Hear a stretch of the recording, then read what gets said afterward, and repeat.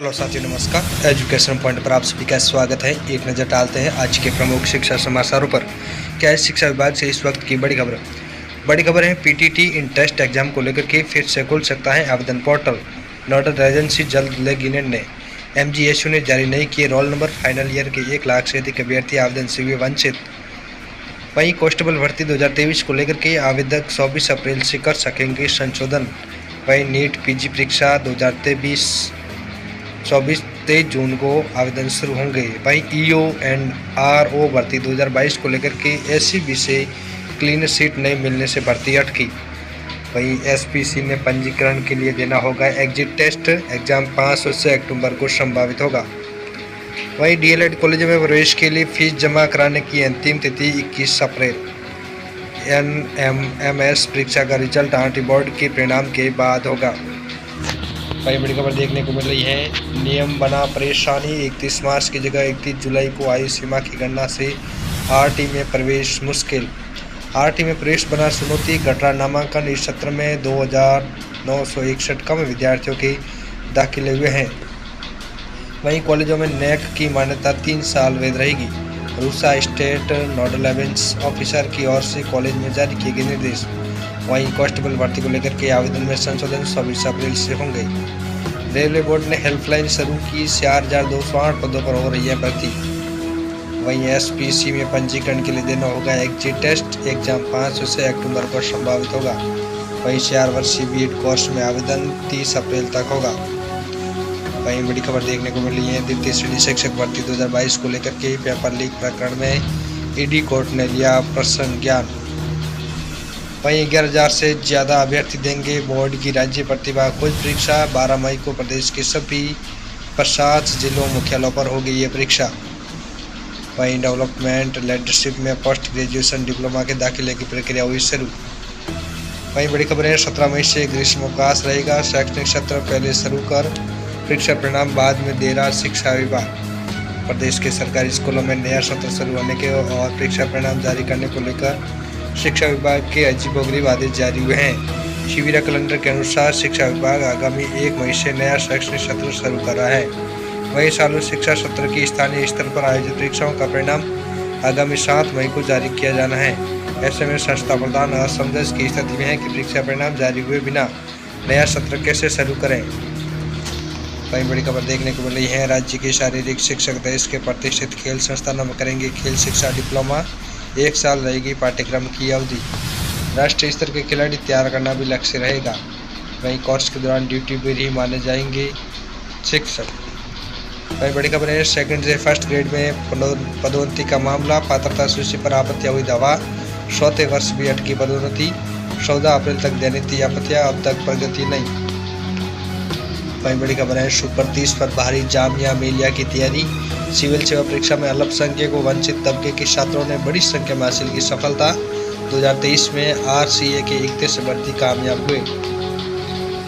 वहीं बड़ी खबर देखने को मिल रही है। द्वितीय श्रेणी शिक्षक भर्ती 2022 के मामले को लेकर के पेपर लीक मामले में कोर्ट का 5 आरोपियों के खिलाफ प्रसंज्ञान दिया गया।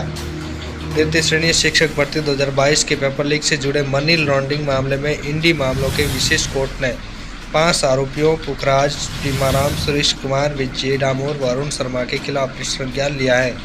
ईडी के विशेष लोक अभियोजक शैलेंद्र अग्रवाल ने इन कोर्ट में इन आरोपियों के खिलाफ परिवाद दायर करते हुए मनी लॉन्ड्रिंग के आरोप में प्रसंज्ञान लेने का आग्रह किया था। इसमें ईडी ने कहा है कि मामले की जांच में पता चला था कि आरपीएससी की दिसंबर 2022 में हुई द्वितीय श्रेणी शिक्षक भर्ती परीक्षा के पेपर लीक करने में इन आरोपियों को भी शामिल होना पाया है। जांच में पाया था कि इन्होंने जीएस का पेपर लीक करने में भी भूमिका निभाई थी। जांच के दौरान ईडी ने पहले आरोपियों के यहां पर दबिश दी थी और वहां से आपत्तिजनक दस्तावेज सहित केस से जुड़ी डिजिटल सामग्री भी बरामद की थी। वहीं इस मामले में ईडी ने अन्य आरोपी बाबूलाल कटारा व अनिल मीणा सहित अन्य की असल संपत्तियों को अस्थायी तौर पर कुर्क भी किया था। ईडी द्वितीय श्रेणी शिक्षक भर्ती 2022 के पेपर लीक के इस मामले में बाबूलाल कटारा व भूपेंद्र सहारण सहित 8 आरोपियों को गिरफ्तार कर सकी है। वही बड़ी खबर है। विवेकानंद मॉडल स्कूल में पहली बार 5वीं तक की कक्षाएं भी लगेगी। प्रवेश जल्द शुरू होंगे। 5 साल से बंद पड़े प्रदेश के 134 विवेकानंद प्राथमिक स्कूल शिक्षा मंत्री बोले इसी सत्र से पढ़ाई शुरू होगी। वहीं बड़ी खबर है, रेजिडेंट डॉक्टर्स भर्ती के इंटरव्यू 22 अप्रैल को शुरू होंगे। आरपीएफ भर्ती हेल्पलाइन नंबर जारी किया, आवेदन 14 मई तक। वहीं एनएमएमएस का रिजल्ट 8वीं बोर्ड के परिणाम के बाद होगा। वहीं बड़ी खबर है, आरटी प्रदेश के महात्मा गांधी स्कूलों में अगले माह शुरू होगी प्रवेश प्रक्रिया।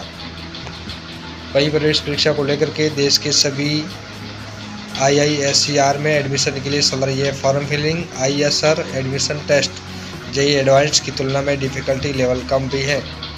वहीं कांस्टेबल उत्कृष्ट खिलाड़ी भर्ती के लिए 23 अप्रैल तक आवेदन किए जा सकेंगे। वहीं रेलवे बोर्ड ने हेल्पलाइन शुरू की, 4208 पदों पर हो रही है भर्ती। वहीं यूपीएससी सिविल सेवा परीक्षा 2023 के लेकर के टॉपर के मेंस में 7 साल में सबसे कम अंक पर इंटरव्यू में 10 साल का रिकॉर्ड तोड़ा। इस बार 112 को इंटरव्यू में 200 से अधिक अंक भी मिले हैं। कई बड़ी खबर है, आयोग फिर कटघरे में 1 महीने पहले 2 सदस्यों से एसईबी कर्सर की पूछताछ, क्लीन सीट बाकी। एसईबी के बाद अब एसओजी के रडार पर ईओ एंड आरओ भर्ती। वहीं युवा शिक्षा को लेकर के बड़ा अपडेट, इस साल केवल 2267 अभ्यर्थी नामांकित। शहर में 7 परीक्षा केंद्र बनाए गए। एनडीए परीक्षा 21 अप्रैल को अजमेर से 3 साल में इस बार सबसे कम अभ्यर्थी परीक्षा में बैठेंगे। वहीं 10 साल में नीट पीजी के उम्मीदवारों की संख्या में 1 लाख की हुई बढ़ोतरी। एग्जाम 23 जून को होगा। वहीं लोकसभा चुनाव को लेकर के सभी सीटों पर मतदान प्रतिशत घटा। राजस्थान में वोटिंग 6% घटी। 4 जून चौंकाएगा मामला। 5 सवालों के जवाब से समझिए कम मतदान से किसको नुकसान होगा।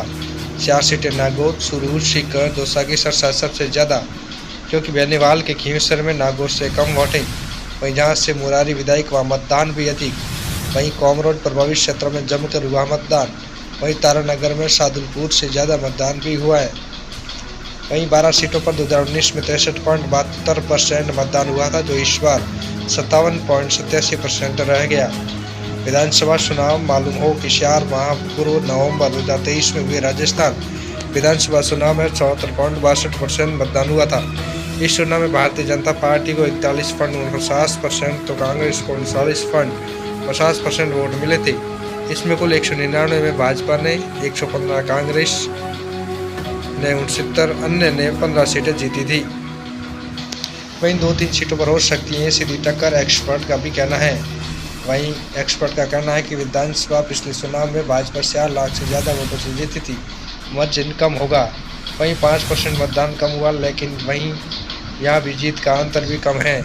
सबसे कम वोटिंग यहीं घटी। लगता है वोटों की अदला बदली ज़्यादा नहीं हुई है। टिकट बदलने का असर दिखेगा। आज के लिए इतना ही, तब तक के लिए धन्यवाद। जय हिंद, नमस्कार।